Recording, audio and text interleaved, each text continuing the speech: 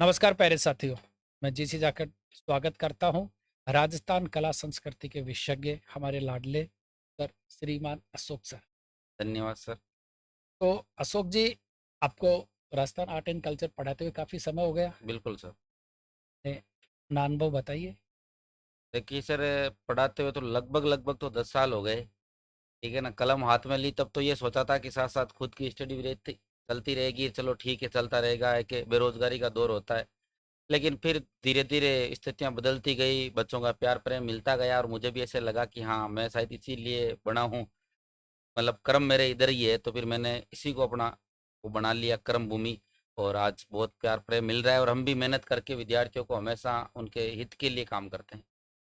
तो आजकल अभी इन दिनों में एक सोशल मीडिया पे एक चर्चा चल रही है राजस्थान दिवस को लेकर। बिल्कुल बिल्कुल सर। जैसे भाई फैक्चुअल बात करें तो राजस्थान दिवस सामान्यतः 30 मार्च को मनाया जाता है। हाँ, 30 मार्च को कई लेकिन अब सालों से की वही चल रहा है। तो जैसे अब जैसे होली 2 दिन आ रही है, दिवाली 2 दिन आ रही है, ऐसे ही राजस्थान दिवस 19 मार्च को मनाने की चर्चा चल रही है। बिल्कुल तो सही है। कहाँ तक ये सही है कि 19 मार्च को, एक 30 मार्च को है? नहीं सर, देखिए इस बार राजस्थान दिवस जो मनाया जाएगा वो 19 मार्च को ही मनाया जाएगा। अब हम हर साल 30 मार्च को मना रहे थे, उसके पीछे कारण ये है कि जब राजस्थान के एकीकरण हो रहा था और एकीकरण का चौथा चरण जब गठित हुआ था, उस दिन क्या है कि चौथे चरण का गठन में राजस्थान की बड़ी बड़ी रियासतें मिली थी, जिसमें जयपुर, जोधपुर, जैसलमेर और बीकानेर मुख्य रूप से थी। जी। और उसी दिन जयपुर को राजधानी बनाने का निर्णय ले लिया गया था। तो उसका उद्घाटन जब होना था ना, तो कुछ दिनों के लिए उद्घाटन रोका गया था, क्योंकि हमारे लोगों ने कहा था कि हम इसका उद्घाटन हमारे हिंदू नववर्ष आ रहा है उस दिनों में, तो उस दिन करेंगे। तो उस दिन जो अपन ने उद्घाटन किया था वो तिथि थी चैत्र शुक्ल प्रतिपदा यानी कि एकम। उस दिन हमारा हिंदू नववर्ष शुरू होता है। अब उस दिन संयोग से कोई ना कोई तो तारीख रहनी थी अंग्रेजी कैलेंडर की, तो वो तारीख थी 30 मार्च 30 मार्च। और साल था 1949। अब वहां पर जब वल्लभ भाई पटेल ने जब अपना भाषण दिया था, तो उन्होंने बाद में ये कह दिया भाषण में कि हम आज के बाद प्रति वर्ष इसी दिन राजस्थान दिवस के रूप में मनाएंगे। 30 मार्च को। लेकिन उन्होंने क्या शब्द यूज किया था, इसी दिन।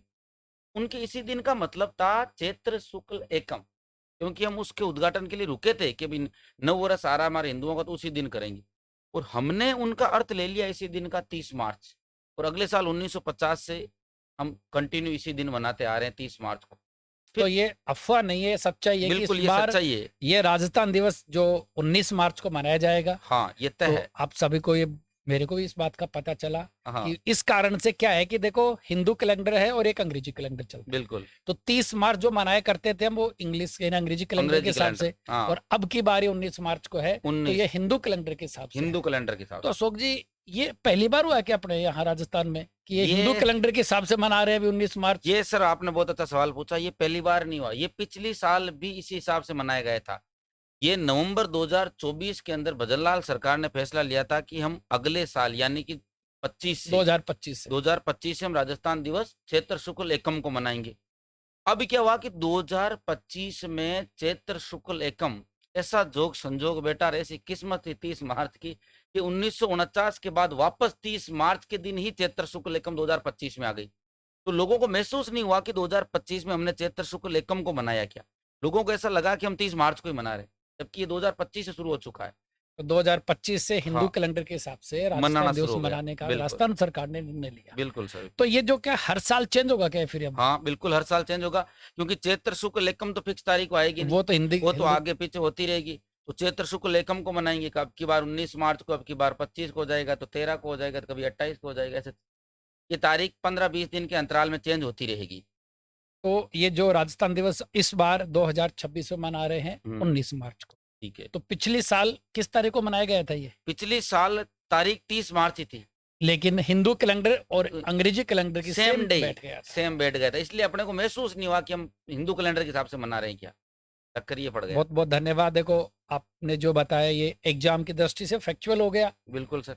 और जागरूकता के हिसाब से भी हो गया। हाँ, सामान्य जानकारी भी होनी चाहिए ऐसी तो। जरूरी है।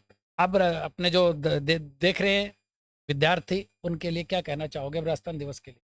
देखिए, पहली बात तो मेरी ओर से आप सभी जरा राजस्थान के युवाओं को राजस्थान दिवस की ढेर सारी शुभकामनाएं। और आशा उम्मीद तो ऐसी करते हैं कि अगला जो राजस्थान दिवस आए 2027 में, उससे पहले पहले आप भी किसी ना किसी सरकारी पद पे बैठकर अपने विद्यार्थियों को राजस्थान दिवस की शुभकामनाएं देते हुए मिले सही बात है। तो हमें बहुत खुशी होगी, क्योंकि एक शिक्षक की असली कमाई वही होती है जब उसका विद्यार्थी सफल होकर उसके पास आता है कि सर मैं सफल हो गया, मिठाई खाई। वो असली कमाई होती है। बाकी तो देखो सर, आर्थिक युग है तो वो तो चलता रहता है, खैर जो भी गुरु दक्षिणा मिलती है, लेकिन असली कमाई वही है कि विद्यार्थी तो मेहनत करें और कोई शॉर्टकट के तरीके में नहीं पड़े। शॉर्टकट कुछ नहीं होता है, मेहनत ही आपको अपनी मंजिल तक ले जाएगी। अशोक जी, राजस्थान दिवस पे बच्चों को कुछ गुनगुना दो।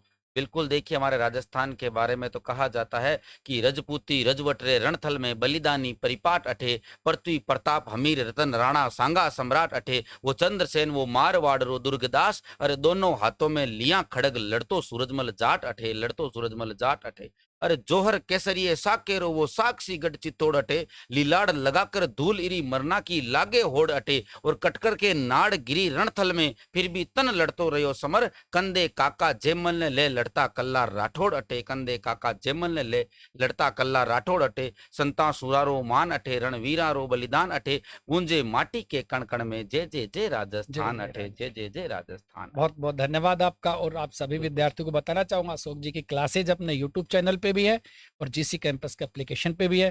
तो इनके वीरस भरे एक जोशीले क्लासेज देखो, ऐसा लगेगा जैसे बस एक जीवंत क्लास देख रहे हैं। बिल्कुल, विद्यार्थियों से मैं भी निवेदन करना चाहूंगा कि अपनी इसी कैंपस पर ही जो यूट्यूब पर लाइव क्लास होती है उसके साथ आप जुड़े।